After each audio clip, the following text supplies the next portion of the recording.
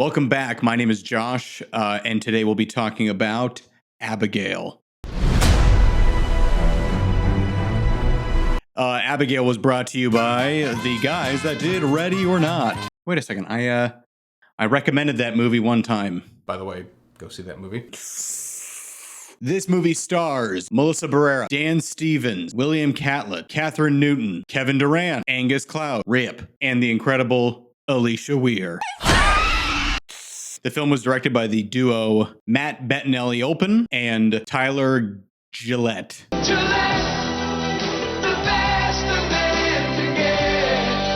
Anyway, after a group of no good stereotypical criminals kidnap a little girl from her home, they take her back to a secluded mansion and have to babysit her until the morning. They meet Gus Fring, who takes their phones because of, horror logic.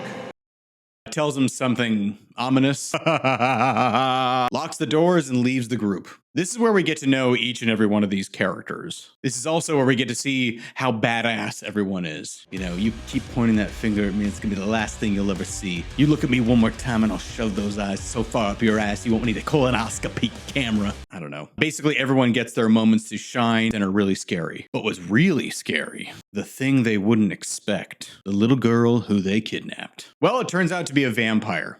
A ballerina vampire. The situation turns for the worse, and now the gang of criminals are now being hunted. And there you go. The trailer gives it to us, and the film delivers. Easy peasy. I'm looking at you, Civil War. Like I said at the top, I really like Ready or Not. And guess what? It's the entire team. So the entire team that worked on that movie wrote this next one, and then immediately started production. Not immediately, but they probably were able to get a little bit more leeway because that movie was just so cool. And the things that they took away from Ready or Not was, the style, the pacing, the use of explosive blood. Translating that over to this kind of just felt so seamless, and it works. It almost kind of fits into the same universe. I hope this isn't one of those things where, like, 5 movies from now, we'll have a multiverse of, I don't know, the bride from Ready or Not, and then like Abigail is like the vampire. I don't know, fighting.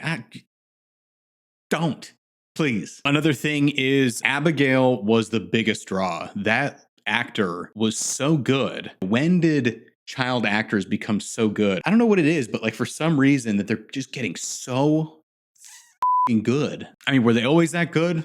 I can't be.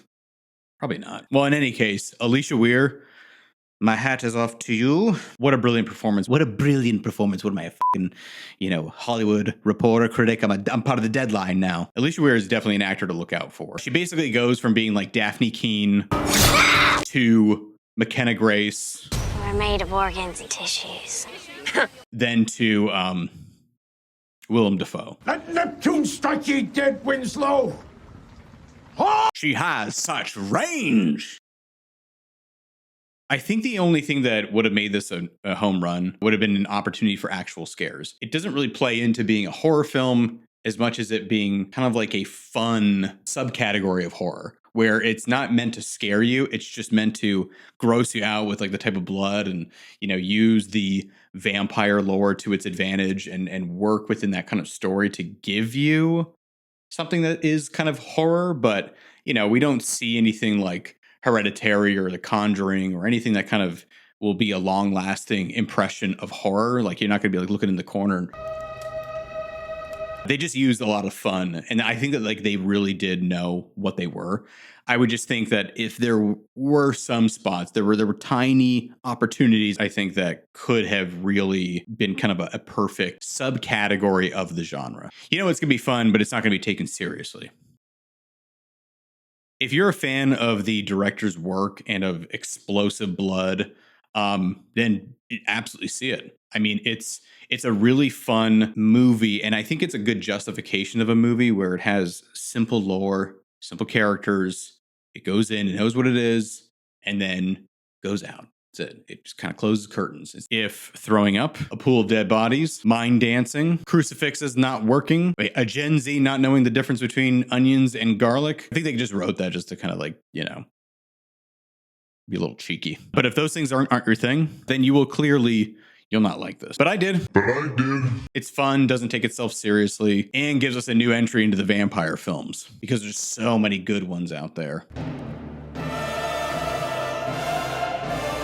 Being that I'm late to the party, what did you guys think? Are you ready to put on your tutu and fly around and bite people in the neck? Are you ready to watch Dan Stevens give out some sort of Queens, New York accent? I'm just like used to seeing that guy in Downton Abbey. Well, whatever. That's just me.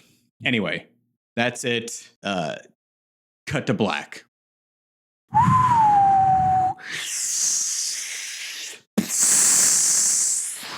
Yeah, we're using a mic today.